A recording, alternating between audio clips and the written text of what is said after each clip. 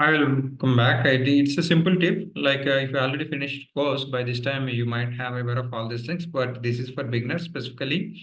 Okay, let's see this. How to create desktop shortcut for SAP transaction. It's very simple. Okay, let's try to get onto the SAP system. Okay, before that, let me show you. Okay, let's get into the SAP. For example, the screen is there. I would like to create an. You can able to create any transaction and any report for that matter. Let's right click on this, create shortcut on desktop. Okay, now it is got created. Let me share. Uh, let me share the screen again.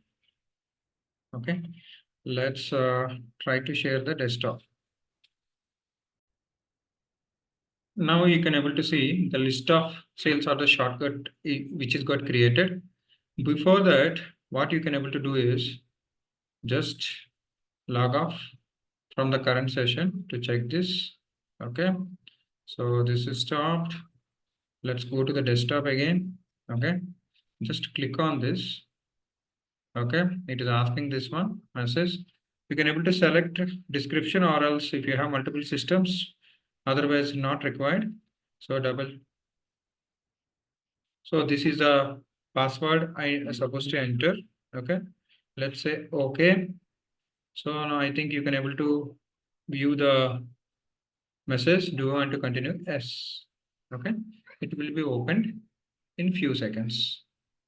Now you can able to see the screen like that. You can able to create shortcut for any transaction. So now what is the difference between this and that?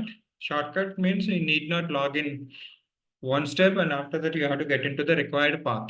But for example, this is a simple path. You can able to see certain times you cannot able to remember multiple paths, okay, of reports or transactions, so that you can able to create a shortcut on your desktop. Okay, thank you so much. I think if you like this video, you can subscribe my channel to get more inputs and tips like this. And if you really wanted to have that seriousness to learn SAP SD, I'm just providing links below this video. Please subscribe my channel. Thank you so much. I wish you all the best. Have a great day.